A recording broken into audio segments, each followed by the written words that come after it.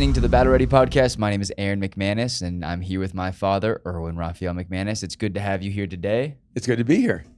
Wait a minute. Where are we in West Hollywood today? We are in an undisclosed location in West Hollywood. We have a new office. Because it's really close to Beverly Hills. I can see Beverly Hills. And I can see West Hollywood.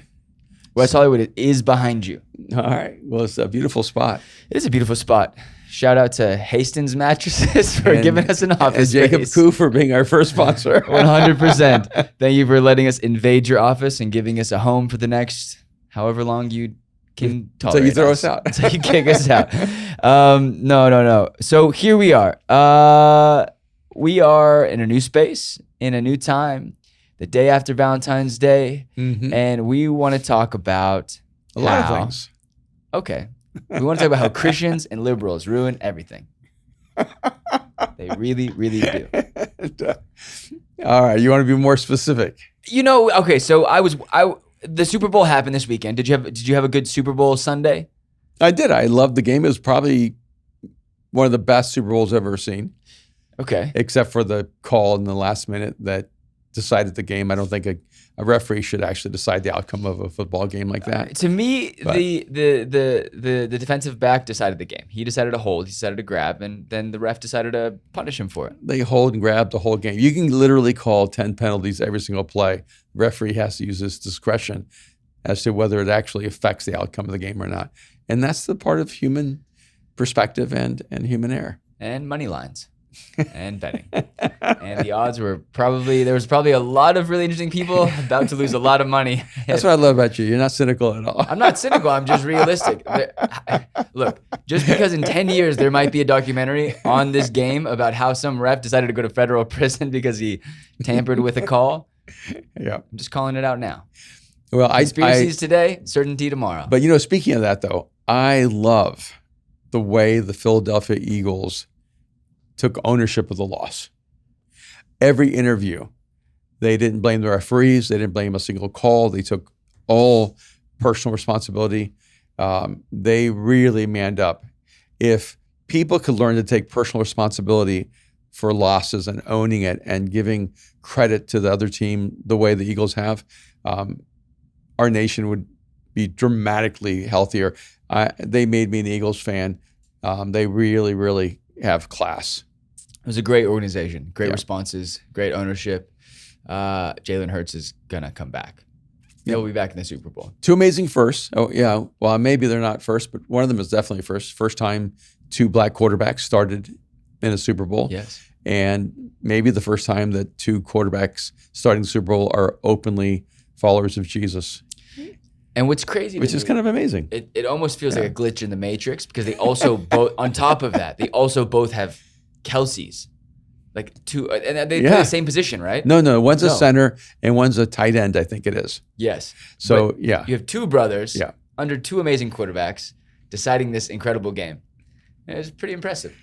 There's so many wonderful nuances. Well, which lets you know that sports are more than just the competition. It's all the stories of all the people who have worked so hard to come to this culminating moment where the best of the best have to literally eliminate each other to become the best of all time for that moment. I honestly hate the Super Bowl. What? I think it's really boring. Super Bowl was amazing. This game was good. This game was good, but Super Bowls are notoriously boring. It's true. A lot of times the Super Bowl is over by halftime. Yeah. No, we went and watched. So we went and had lunch with some friends, and then we left after halftime. When you say we, you don't mean me and you. No, not me and you. And then we went to another, and then we went to another friend's house to finish the Super Bowl. It was maybe a 5-minute drive. And it's very funny, the 2 different cultures. One crew was barely watching. I was I have to watch a little bit of this game. I want to watch a little bit of this game. And then the other crew was screaming, yelling, kids running everywhere. And it was really a great experience and really fun. Both experiences were great. But one thing that I noticed, I was in a room with people who have a very different background than me. Definitely not people who grew up in church. Probably grew up in temple. Probably grew up in a much different, background and heritage than we did. And this commercial comes on. And most of the time, I don't really want to talk about these things. I'd rather talk about other stuff. But I feel like we have to talk about it. All right. Because it hits close to home, right? we're sitting there. I've just met everyone. Incredible Jewish families. And they know you're the one Christian in the room. Well, I'm not the one Christian. There was another one. Okay. And I meet this guy, Luke, who's a comedian, and his wife goes, "Oh my gosh, Luke sneaks away and goes to Mosaic all the time on Sundays." And I was like, "Oh, amazing." And they have 2 little kids. That's why that's great. why she was saying that. And she's like, "We gotta go. We have to go." And so I'm sitting there going, there's one other pastor's kid in this whole crew. And I don't think the rest of them know that, but they know that I'm not one of them. So most of them are Jewish. They're all Jewish. Oh, they're all Jewish. They're all Jewish. Everyone's Jewish. And except for me and Luke. And so, this commercial comes on, and it's really interesting. I think it was about refugees, and there was a lot of people being helped, and then it's black and white. And I'm watching this and I'm going, I think I know what this is. I think I know that it's the He Gets Us commercials that, from our friends that have been shooting these commercials. And a couple weeks ago during the playoffs, I actually thought, I was like, wow, this is a great representation of our faith. Finally, something that doesn't make me want to just like cringe and crawl into a hole, right? Super Bowl Sunday comes around. Between the time that we found the commercial we loved and the time the Super Bowl happened, you went and met with the He Gets Us people. They came to LA and they met with you. Amazing people. Really enjoyed them. Really smart. Really good hearts, good intention. Good people. Yeah. And then the Super Bowl happened, and I don't know how to take this, right? Because I'm in the room, the thing happens, then it says He Gets Us. Everyone's confused. So just to paint this picture, it goes He Gets Us, all of us, and then it flashes. Is it Jesus? Right. So like watching the reactions were very interesting. It was like, huh? Oh, and everyone's just laughing. And I don't think they were laughing at Jesus. I think they were laughing at like maybe just not understanding the commercial, but I didn't understand the commercial. I was very confused. So He may get us, but the people making these commercials do not. And so I like these people. So this is not a diss because I don't know them. You know them. All I know is what I experienced in a room. But I think there's a lot of these type of experiences inside of our faith. So like, why is it that we can't not be cheesy? Well, I don't think. How do you feel about it? Because for me, it changed the way I saw it. I was like, oh man, I'm embarrassed. Right. But if it was a flip for you, because when we first started talking about it, you actually liked the commercials, and I was probably a little hesitant. And I did not like the theme He Gets Us at all. I felt it was kitschy or Yeah, kitschy is the right word. Yeah. And then, but you said, no, it's not bad. It's better than Jesus Loves You, because that's sort of been, ruined by Christian marketing and like 3,000 years of crusades and trying to dominate the Middle East. It's hard to say Jesus loves you and then believe it.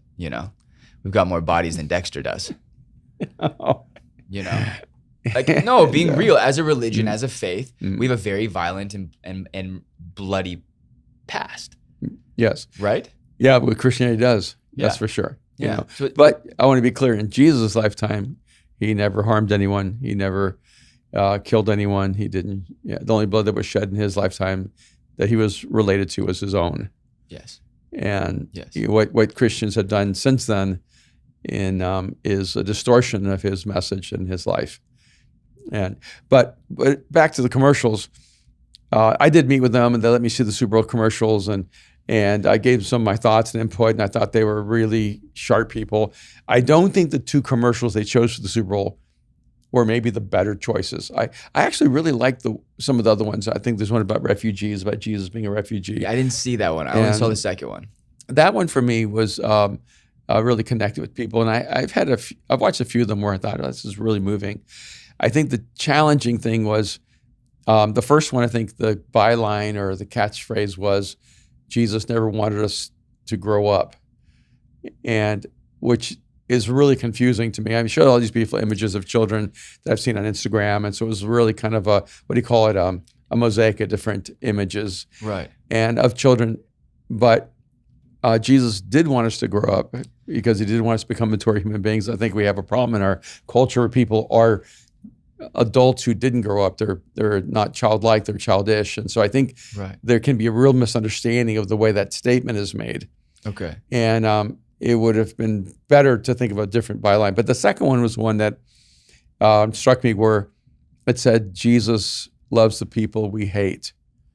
Yes. And I realized, even though that's a really important statement for Christians, I know they're targeting people that don't believe in Jesus, but that statement is actually directed to Christians. Mm-hmm. Because it's telling Christians that Jesus loves people we hate. Because a lot of times we think we're talking to people outside of the faith, but we're actually talking to people inside of the faith. Right. You know, but what they're really trying to do is help people see Jesus in a new perspective. And I really want to commend them for that. They're trying to help people see that Jesus is compassionate and loving, and that he's not a predictable right-wing conservative Republican, that, you know, he's a very complex and textured human being who cares about everyone. Jesus is a textured human being? Yeah. Is he a human being? Because the Church of England just said that God is a they. All right, now you're switching up to another thing. I'm not. I'm just throwing things your way. I'm just lofting I'm lofting some balls, some pitches to see how you swing and hit. Well, so 2 parts. We'll get to the Church of England. Yeah. It made me uncomfortable when you said your friends laughed. It made me very uncomfortable. I was uncomfortable, and I just was like, frick. But I knew the moment I saw the stylized like photos, I was like, okay. And I'm watching the room, right? I'm going, okay, this is interesting. There's 30 people in this room, and everyone's watching this screen. And they laughed, and I think mostly because it was a little confusing what that specific message was to that commercial. But also I think it's like, for me, I felt like, why? Why do we have to, why is that so important that we need a Super Bowl ad for He Gets Us? Well, interesting thing, because I don't want to knock it unless I feel like I can solve the problem. I do think one of the psychological things that we haven't really dealt with is something so intimate and profound as a relationship with God, something that can be properly marketed rather than related. We treated it like a product, right? You buy Super Bowl ads to sell Doritos. Right, and so that's the thing that really strikes me, because, I mean, are we cheapening the value of Jesus by belittling the message and making it a commercial during the Super Bowl? Are we? I mean, I think it's an important question, but so give me an answer. I don't know. Ooh, what's the gut feeling? My gut feeling is the gospel flows through human relationships best. So rather than saying whether something is right or wrong, I'd rather say whether it's better or best. You know, you would have done really, really, really, really well in Iraq with all the mines. Come on, man, you deflect and dodge faster than any human being I've ever seen in my entire life. And I understand where I get it now from. You have this incredible ability to not answer a single question. I don't see the world black and white. And so But He Gets Us does, because all the commercials are black and white, my man. So I'm asking you to give me an opinion, and then we can walk it back. Do you think it's wrong or no? No, I definitely don't think it's wrong. It may not be effective. There's a difference between right and wrong and effective and ineffective. And so I think that there'll be a lot of people who will have a positive effect by those commercials. I don't think anyone who was not a Christian went, yes, that's interesting, or like, I'm intrigued. Maybe they are intrigued. I don't know, because I had a conversation with the person who brought me to the Super Bowl party, and they were. I said, hey, I was embarrassed in that moment, and they were like, why were you embarrassed? I was like, not like personally embarrassed, but more just like, well, when they ask more questions about me and really know where I'm coming from and know who you are and our family and Mosaic and the whole thing, then it becomes a little bit like, okay, so you're He Gets Us team. And I'm like, no, I'm not. But I'm not He Gets Us team. All right, I'm going to give you a little behind the scenes. Does that make sense? Yes. Okay. So in my conversations with the crew that drives Who Gets Us, okay, they used 3 cups, and they said, let me kind of use your cup and your you want to get the other cup? In your phone. Here's people. Yes. Who don't believe in God, and here's Jesus. Okay. And this is like the church, or this is Christians. Okay. And they're saying what we're trying to do, our like strategy is to move Christians out of the way so that people can see Jesus and connect to Him directly. And what my response was, the commercials aren't Jesus. The commercials are an expression of people. So you still have something in between people and Jesus. Okay. And so if you're working from an illusion that the commercials move people out of the way. You're not. The commercials are a reflection of people. Right. Secondly, that doesn't even match Jesus' strategy, because Jesus actually wants people to be the guiding light to himself. It's Right. the only way you really can see Jesus well is through people. And when you see love through people and kindness through people and compassion through people, then you actually begin to see Jesus clearly. So, and I said, I think the challenge is that you guys have grown up with swimming in murky water. So all your Christian experiences, people that have diminished your view of Jesus. And so the solution isn't getting people out of the way. The solution is us becoming a reflection of Jesus so people can see Jesus well. Okay. So the commercials will never, no matter how good they are, no matter how world-class they are, for me, they will never replace Jesus' strategy of revealing himself to people through people. Okay. I would never choose the commercials to replace people.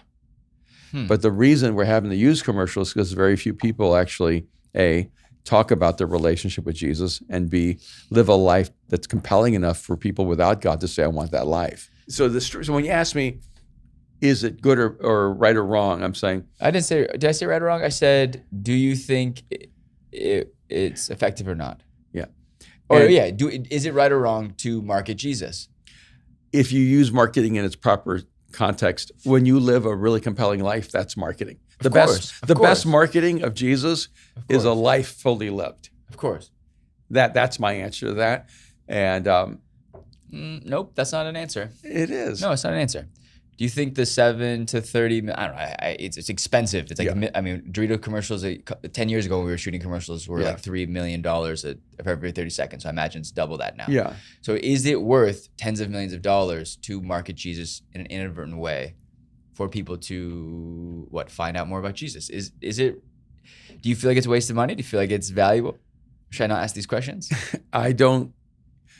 It's not my money. I don't think it's a waste of money. I think that money. I think there are better strategies. Interesting. Yeah. Because here's the thing. Because while I ask these questions, I haven't been able to think of a better strategy. I think healthy churches are the best strategy. Interesting. That, bring people together who love each other and love humanity and serve the world. That's the best strategy. But I think of commercials or marketing like that as air cover. If you can create a positive regard to Jesus and to the followers of Jesus, you've created a good thing. But if you think you can create a positive regard of Jesus, disconnected from Christianity, it's almost going to be impossible. Because people go, yeah, that's what you're saying about Jesus, but this is what I see in people who believe in Jesus, and that doesn't match. So, no matter what the commercials say, if we don't match what it says, it will invalidate it. I just think I don't ever want to shoot down people's efforts to try to do something really meaningful. Okay. And I think the best solution is do something better, and so I actually overall have liked the commercials. And I think that they've been really, really well done, and they're very human and very compassionate and very compelling. I didn't think the Super Bowl ones were a home run. I thought they were a miss. Okay. Interesting. About missing though. So I don't really know. How would you do it better? So let's ask that question. How would you do better? Well, one, you have to decide, are you trying to tell Christians who Jesus is, or are you trying to tell people who are not Christians who Jesus is? And I don't think they've actually figured that out exactly. No, I think some of the commercials, they nail it on the head. And some of the commercials, it's like a rallying cry to Christians going, Jesus in the Super Bowl. Yeah. Which I just find awkward and absolutely embarrassing. I would rather not have representation than this is the opposite of the Declaration of Independence. I'd rather have no representation and absolute just for me. Okay, here this is my thing. I think people who do not believe in God, and this is me speaking for people that that are friends of mine, but I think they would rather see change and an action in the world, and that's how they would see Jesus. Right? It's how you see Jesus through something, not necessarily understand that he gets you. That if you don't believe in something, why does it matter if he gets me? Right? I don't believe if someone else's God gets me because I don't believe that God exists. So it's, for me, I think they're trying to solve the wrong problem. They're not showing the proof of God in humanity. Yeah, he gets you, assumes people actually already believe, but are not convinced in that final step or have walked away. It feels like it's trying to bring people back to church or back to faith. Okay. But not necessarily people who have always been outside the faith. Okay. So maybe that's the target. Okay. But you know, like we have the same conversation every week that I'll bring friends who don't know God. You know, and sometimes I always preface when they come in the doors, right? And usually the people I'll bring are the furthest. Yeah. You know, people who are like, hey, I've never been inside of a church. I don't even know what it would be like.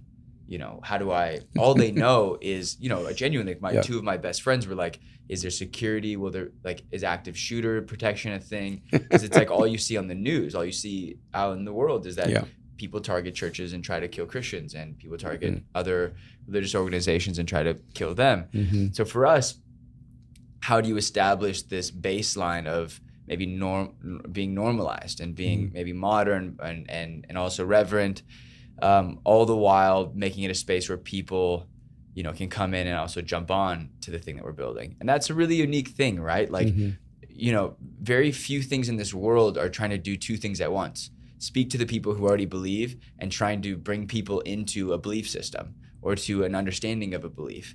And, you know, like when you go to a grocery store, there isn't someone there convincing you that you need to eat food. You've gone to go eat food. Yeah. Right?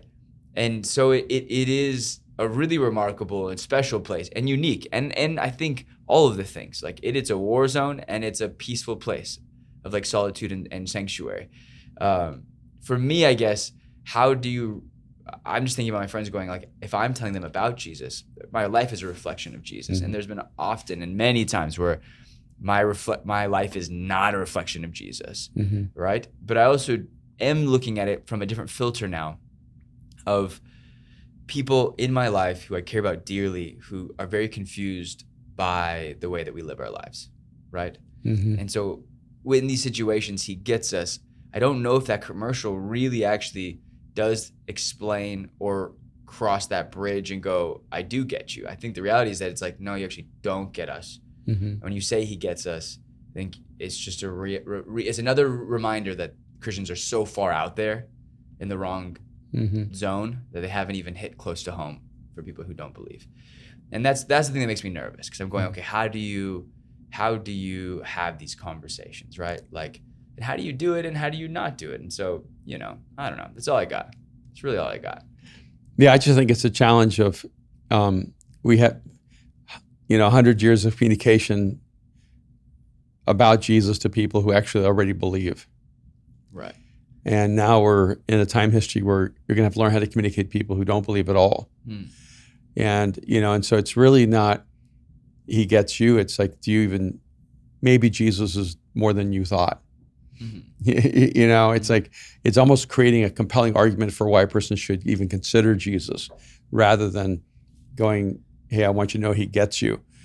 I mean, there's just so many assumptions there, right? Jesus lived 2,000 years ago. A person would go, how can someone who's dead get me? Yeah. How can someone who's been around for 2,000 years get me? I don't know how to connect those dots. Right. But we connect those dots because we have so much belief behind them. And so, when we say he gets you, we have 50 different things that make that possible.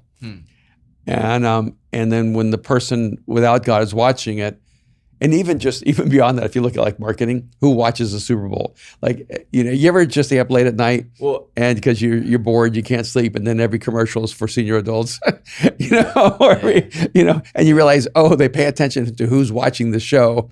And that's usually when I turn it off and go, I don't want to be that person. But the Super Bowl has a very specific demographic. Right. But I don't know though, because I was in two very different rooms full of people who no one had, believed what I believed in. And I'm like, this is the rest of the world. Yeah. Everyone's watching this thing. Whether you're watching it for Rihanna, or you're watching it for the commercials, or you're watching it for the game, there is quite literally something for everyone. Right? And now there's Jesus for everyone. I guess I like he gets us. And if you're listening and you hear this and all, maybe you didn't make it to this part, I hope you know that I actually appreciate what you're doing. I think there's a few other layers that need to access it, right? I think it's a great point of conversation of going, do we actually, I know Jesus gets everyone. Do we actually get people? Ooh, I got it. I know the campaign. The Truth Between Us. The Truth Between Us is the greatest campaign for people who do know God and people who are on a journey. You did a series 15, 20 years ago. Yeah, called The Truth Between Us. Downtown at the Mayan, where you broke down Scientology, broke down Mormonism, you broke down Catholicism, you broke down Buddhism, you broke down Hinduism. Islam. You broke down and Islam. And even atheism. And atheism, Judaism, and came about it not from the differences that we are, but from the similarities that we actually have. Yeah. And I think something in that, The Truth Between Us, is something that I think would be a better campaign. We should get to thetruthbetweenus.com. In fact, this past week, a Muslim DM'd me. Yeah. No, not a Muslim, a Hindu DM'd me and said, hey, I'm the only person now who believes in Jesus. Can I get your message, The Truth Between Us, Wow. Jesus and Hinduism, Wow. so I can get to my family? I had no idea how to get that to them. So They're Muslim or they're Hindu? they're Hindu. Oh, wow. Yeah. That's amazing. I thought that was pretty amazing. That's so amazing. It's 20 years later. That's crazy. It's still out there somehow. Did you redo it? You kind of redid it a few years ago, did you? I need to redo it. You do need to redo it. Yeah. I think so. So maybe it's not just one thing with He Gets Us. Maybe it's multiple things. Maybe it's multiple layers of just earning and building trust. But I would say this, at least the commercials were strong. Yes. Like the quality of the commercial, the intent behind the commercial, you can tell these are people who are very smart, very intelligent. And the artistry was strong. No, right. The quality of the commercial was great. Yeah. All right. You were talking about the Anglican Church. Might as well just move from. I put it out there. I put out a couple feelers on Battle Ready on Monday about what we should talk about, and a couple people. Which, did you know, this is a shameless, absolute shameless, cheap shout out. Do you know who Katie Torwad is? I don't. She's like an insanely good worship leader. Brian, right? They're all named Brian. They're literally all named Brian. Well, you'll be never leading worship then. But she actually asked the question, and I didn't realize she followed. And I was like, oh my gosh, I almost dropped my phone. I've been such a big fan. Yeah, she said a trio of World War III aliens in Rihanna's red outfit with a bunch of like crying emoji faces, like just kind of making fun of it. But I asked people for different topics, suggestions. Men dealing with shame and struggling with shame. Spiritual warfare in the Western world in light of Sam Smith's Grammy performance. Did you see that? I did not see his Grammy performance. Did you see that? I didn't see. I saw like a clip of it. Here's the thing. Can we talk about the devil for 1 minute? All right. I don't want to talk about it, but it makes me very, very. Wait a minute. And then we get to Church of England. Learning Labs just did a whole segment. Well, we haven't even announced what Learning Labs is. Kim McManus, Andres Figueroa, and Lawrence Fudge, I think, on the devil. They're doing an entire podcast on him. Okay, so here's the thing. Right. I grew up with, I think, fearing God, but even a deeper fear of the devil, right? Because when you grow up inside of a Christian, and I don't know how this is for you over there, one of our amazing young guys that is from the Church of England. No, you just visit the Church of England. You're from England. You go to church. Yeah. All right. That's close enough.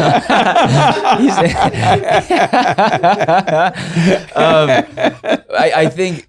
So you're right. So I'm right. Wrong order. What we're gonna hit first? Talking about So like you grow up in like Christian camps and like going to all these things and like summer camp, winter break, and people don't tell ghost stories. They tell like demon stories and like exorcism stories. And all of these crazy, like, evil stories. And you're told, and you read this Bible, and you're told every week that there's good and there's evil and there's. Well, you want to talk? I'm sorry. No. I'm just getting going. No, it's good. Look. I'm scared. Look, I did not raise you to be thinking and dwelling about the devil. What happened was we sent you to a camp. A Christian camp. No, you can. And at the camp. Tell me. They told you, they didn't tell you ghost stories. They told you devil stories. Yes. And then Austin's shaking his head yes, because he understands this trauma. When you came home from the camp, it was the first time you've ever been afraid of the dark. I went to turn off the light and said, good night, buddy, turn off the light. And you said, please don't turn off the light. And I said, why? And you said, because I'm afraid of the devil. And I thought, where in the world did this come from? And then I thought, okay, wait a minute. He's afraid because they told ghost stories at camp. I said, did they tell you some stories at camp or something like that? He goes, yes. But it was all about the devil. And I thought, oh, great. If they had told you ghost stories, I should have sent you to a non-Christian camp so they could tell you ghost stories. So I could say, buddy, there's no such thing as ghosts. But I send you to a Christian camp and they tell you about demons and the devil, and I can't go, there's no such thing. I got to go, yes, they're real. but the light being on won't help you.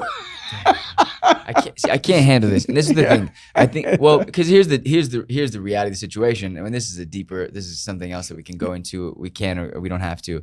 The reality is that I am pretty convinced that one of the most primary motivations behind the faith, Christianity, is to use fear to manipulate and control.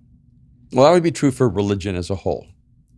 And you're right. The only one I'm a part of is this one.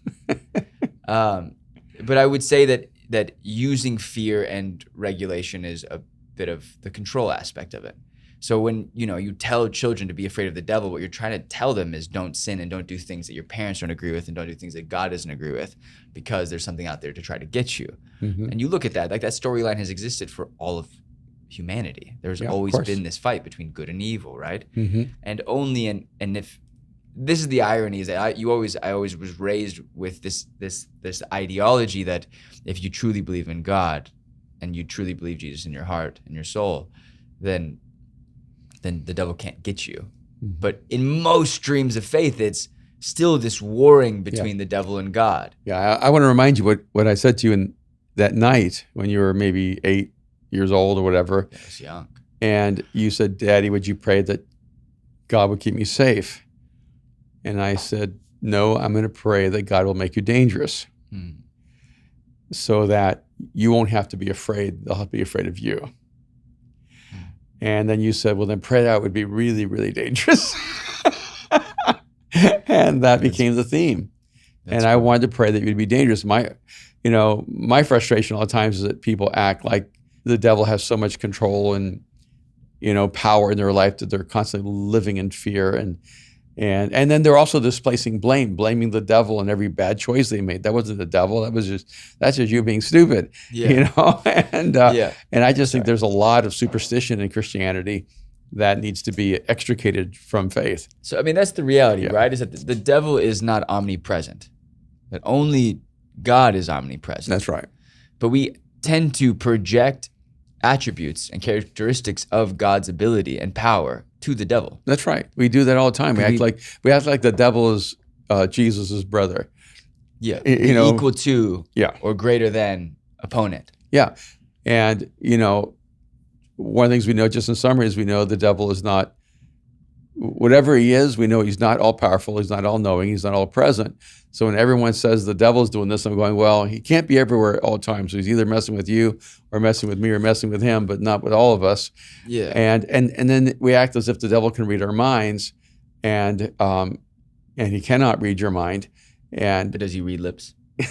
He can read lips.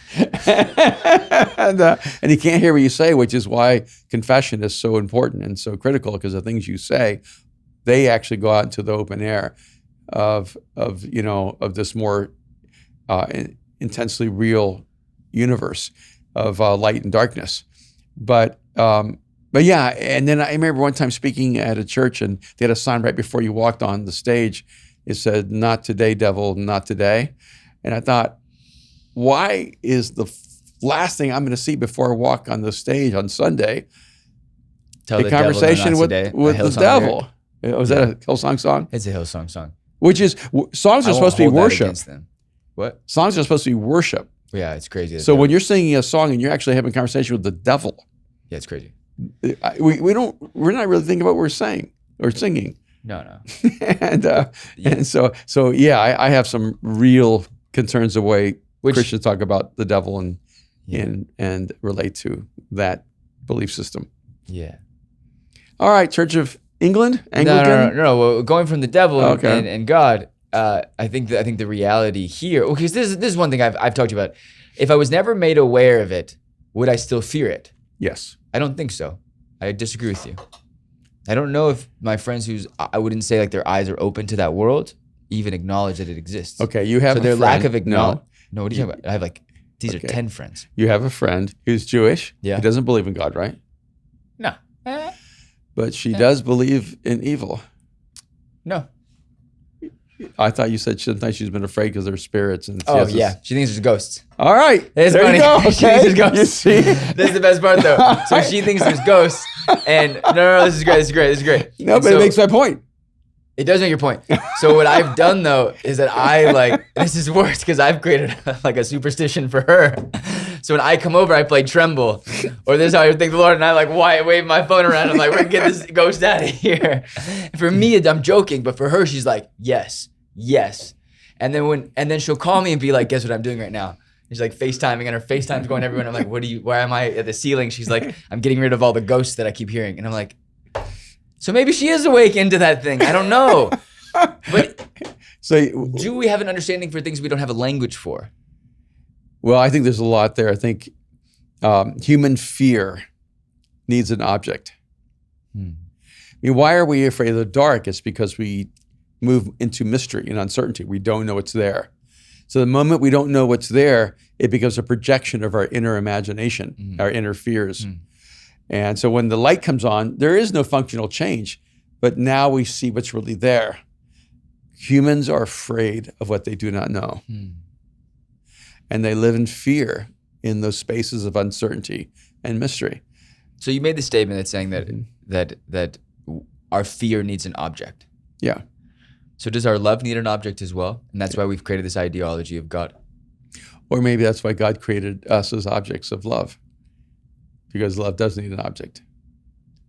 Love is never satisfied with just loving yourself or itself. I guess that makes sense to me, but I also I'm already too deep. I'm in.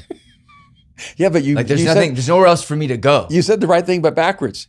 See, love does demand an object. I didn't say the right thing, but backwards. I came about it from a way in which someone else would come about it. Yes. And you know this. Okay. And the way that I would say this, though, is how do we become awakened to God so to bring it back to the beginning, though, it's the chicken and the egg situation.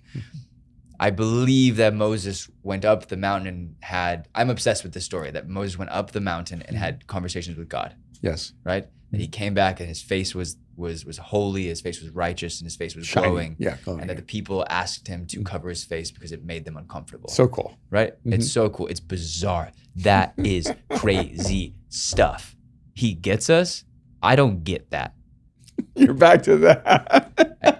Because here's the full circle. Here's the thing. So if our fear needs something to focus on, our love needs something to focus on. Yes. Did humanity create the construct of God, whether it exists or not? So let's take God out of existence just theoretically for this debate or this conversation. Do we come up with the idea of God? Did we come up with the idea of God? Or was Moses really on the mountain with God? And now we're 3,000, 4,000, 5,000 years later going, we still have the remnants of this faith. We have this remnants of this reality of these moments where they met with God. But then where is it now? You know? Yeah. When you said earlier that you got there backwards. You said I had it backwards. I said I had it the way that other people think about it. Yes. Backwards is the way to get to things. You're just making a mess of my mind right now. No, because when you're moving forward, you're working from assumptions. Okay. When you're moving backwards, you're working from observations. And so when you're working backwards, you're identifying what you can see without an explanation of it. And you work backwards until you can find some principal truth. When you're working forward, you're working from beliefs that you already have, and that's what allows you to go forward. And so when you're asking, did we create God? I think then you have to then ask a more fundamental question. Did we create consciousness? Because how is it possible that human beings can actually imagine something outside of ourselves? Because to create the idea of God, you have to have this capacity to think out beyond what exists. Right. And so then the question then becomes, how are we capable of that? you look at the natural path of understanding and how maybe other religions were created. Mythology, Greek mythology, Native American mythology, like the Mayan and Inca mythology, it really does make a lot of sense. Not that it's factual, but that you have the sun and you have a god that controls the sun. You have a moon and you have a god that controls the moon. You have the rain and you have a god that controls the rain. It is a basic construct and value system created to give value to the things that we don't understand, right? I'm always fascinated when Paul talks about it in Romans about the unknown God, right? It's Paul, right? But in the Book of Acts. Book of Acts. He talks about the unknown God. Yeah. He finds the statue that is like towards the unknown God, and that's what I feel like is maybe us, right? Is that there is this unknown thing, idea, metaphor, concept. They, as the Church of England would say, but I don't know that we created the idea of God. I think we found that there is a value set that we have not placed, right? That we haven't described. There is something out there. There has to be. Right. That affects all of the things that we have given labels to, but now that we know, because we have iPhones and we have all these things, and we know that there isn't the sun god and the moon god and the rain god and the wheat god and all of these things.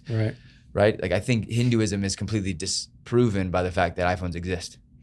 Where is Shiva? Where are all these descriptive, right? Where are these things? Right?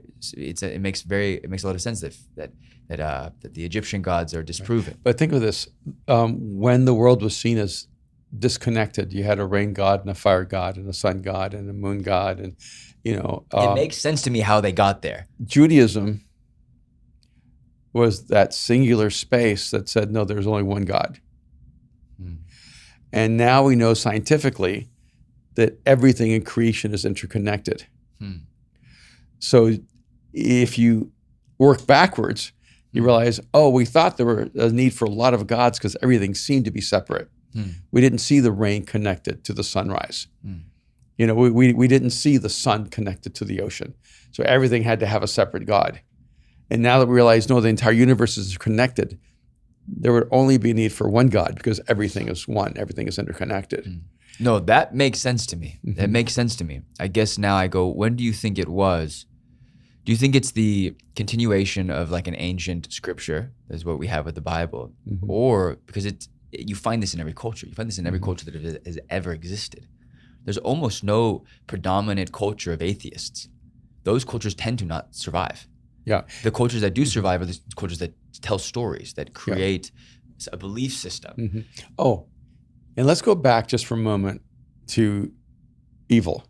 No, because I think this is an interesting connection. Okay. Is that when you're saying, was that something we're taught? It's actually like a universal metaphor. I mean, Star Wars is a battle between good and evil. Yes. And every great movie is a battle between good and evil. Guardians of the Galaxy is a battle between good and evil. I mean, every film, every story, every narrative. I mean, every Disney story. Harry Potter, Lord of the Rings. Yeah. Snow White, Cinderella. Snow White. Like they're all battles. Snow White's about drugs, but it actually is about drugs, but we'll go on other stuff. No. What was it with the rabbit, the Mad Hatter, and oh, that one's about drugs too. Alice in Wonderland. Yeah. That one's definitely about drugs. But anyways, rough topic. Keep going. No. So the narrative of good and evil exists for all of humanity. Right. And so when you're saying, would we have that without being taught that? Yes. Because the moment something bad happens to you, you begin to create a story of why this happened. And when good things happen, we also build a story around that too. And so when you're looking at this whole idea, you can say, oh, humans, humans are projecting and creating this idea of God or creating this idea of good and evil. Or the other thing we could be doing is, no, humans are actually capable of interpreting reality. And humans can actually see there is good and evil. Whether we like it or not, there's good and evil. I would love for there to be no evil. But I don't know how you can have a human story without it. This idea in the scriptures that everything is interconnected and everything is an expression of God's action, that seemed ridiculous, like a superstitious, a mythology just a few hundred years ago. Now the idea that everything's interconnected is science. And when science goes back to its, to the Big Bang, to its original origin, I think it's actually, to me, a greater proof of God, that everything is cohesive, that everything started from one place. I love your there theory. was just one source of life. I love your theory. Yes, this is amazing. I'm pulling up the scriptures. I love your theory on the Big Bang. Do you know what I'm talking about? Which one? When it says in the beginning, God created the heavens and the earth. Yeah. And you talk about it. Do you think that that's a silent action? Can you open up about that a little bit? And No. no. No. You don't want to? No, I just think that when you look at Genesis, and we keep going back into the Anglican Church and never stopping there. That's because it's not that big, but they're still figuring out their team stuff. Well, let me give you an they figure it interesting out. little side note to Go that. for it. Because we're talking about Genesis. When God says, let's create man in our image, actually it's plural. It said, let us create man in our image. Yes. In our likeness, let us create them. And so the initial identification of God in Genesis is plural. Yeah. And isn't that wrong? And the name Elohim, which is the name of God, is actually plural. Mm. So the idea that God is plural isn't an unbiblical term. Mm. But the intention behind the Anglican Church probably isn't the biblical intention. Mm. And the idea that... But that's an interesting way of staying culturally relevant and also very theologically based. Yeah.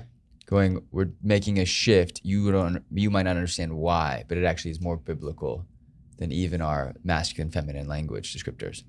Yeah, because when people ask questions about, is God masculine or feminine? They go, no, humans are masculine, feminine. God created us as expressions of who he is, but we're not the full expression of who God is. Mm. And when it says, let us create man in our image, for us to think that, God created humanity and now we express everything about God is absurd. Is it fair to say that, so man and woman need each other to procreate? Of course. God didn't need something else to create us. That's right. Right? So describing him within our understanding of language would be not belittling, but would be like... it diminishes him. It makes him less than he really is. And I think not in an inappropriate way. Mm-hmm. It's like we talk about this a lot. Mm-hmm. So much of the Bible is used within the context of our understanding. Yeah. Right? That I wonder what couldn't be described. Because you didn't really want to talk about it, but in Genesis 1 when it talks about it, he created the heavens and the earth. Mm-hmm. Like you always say, that was not a silent act. No, because there had to have been sound. There had to have been like something that occurs when something's that great comes into an existence. Yeah, even when it says, and God said, that's a declaration. Yes. That's an eruption of sound. When God speaks, and God said, let there be light, there's an eruption that takes place. And, so I actually think that the more science discovers, the more we're going to find the nuances in the scriptures to be insightful and relevant. The Bible, to me, has become more relevant with science, not less. It's become more proven, not less. What's become disproven is our linear, concrete, sometimes hyper-literal interpretations of everything. So why is it that in our humanity we try so hard to take something that is very non-linear and something that's very metaphysical and metaphoric and create really practical ways to understand him? Yeah, I think it's because we need God to fit into a box. We need him to be understandable. I'll give you the story I gave your mom the other day. I woke up and I said, all right, you have one or two options, two choices. You can either know everything or experience everything. Which one would you choose? Me? Mm-hmm. Know everything. That was quick. Yeah, not a question. Why don't I have to experience it if I already know it? See, and I'd rather experience everything. Yes, because you like to be sad. Is that the only? You were not expecting that one. I would rather be sad than have no emotions. Doesn't mean I have emotions. I think I can feel for people who have gone through what they've gone through. Doesn't mean I have to experience it. I've experienced a lot of things in my life that I hope the next generation doesn't have to. Yeah. But I also do really believe that it's a devastating misstep from the Christian faith, that we try to protect our children from everything versus going, let me teach you how to manage when you make mistakes. Yeah. Because we don't. We don't talk about sex. We don't talk about relationships. We don't talk about drugs. We don't talk about alcohol. We say don't do all of these things. We don't give people handlebars of going, what happens? You know, when you do, what happens when it happens? What happens when there's issues? What happens when the world is not perfect, right? And we don't know how to deal with death. Like, what's why all these Christians are sad all the time? I'm like, what do you mean? They died. They went to the whole thing. This whole thing is about going to heaven, right? So why the heck are you so sad? It's because we don't actually believe the thing that we believe. No. It's because even if we believe in heaven, what we've lost is them with us. They, them, or? The person who died. Yes. All right. So if I die, will you actually miss me? I think yeah, of course I'll miss you, but that's because grief is multidimensional. Right. And love is multidimensional. Yeah, it doesn't mean you don't believe that there's life. Cross through time and space. Right, but it doesn't mean that we don't believe there's something after life just because you're grieving. It means you've lost something or someone you love deeply. But shouldn't absolute belief in what we should believe in, shouldn't that eradicate that fear? We're not sad for them, we're sad for us.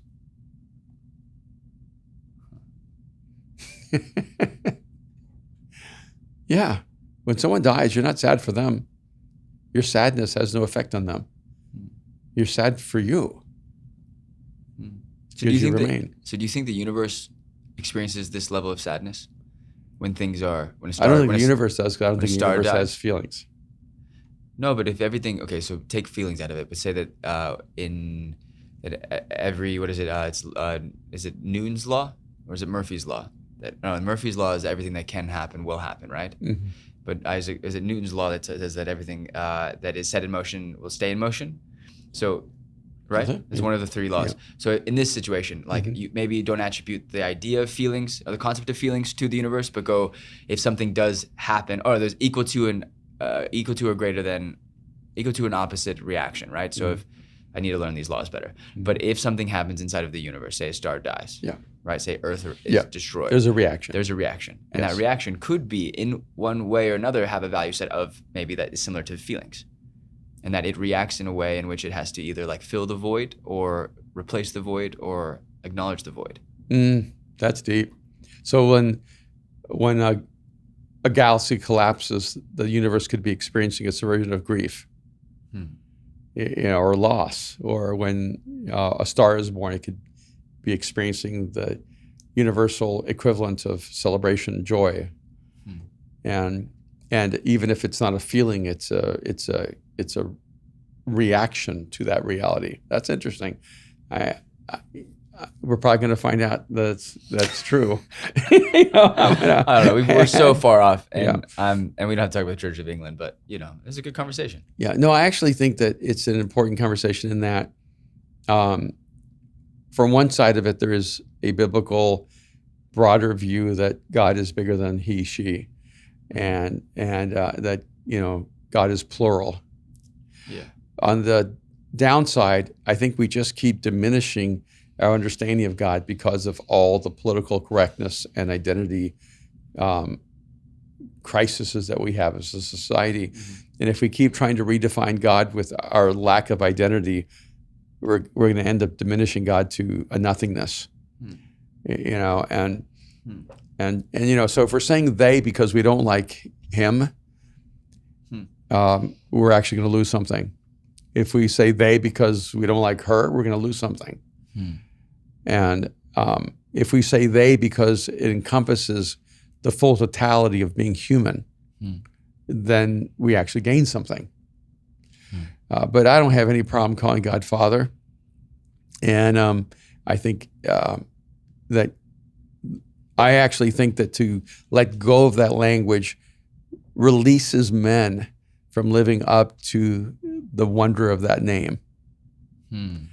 I want men to live up to the level where when someone hears Father, they go, oh, that's a beautiful thing.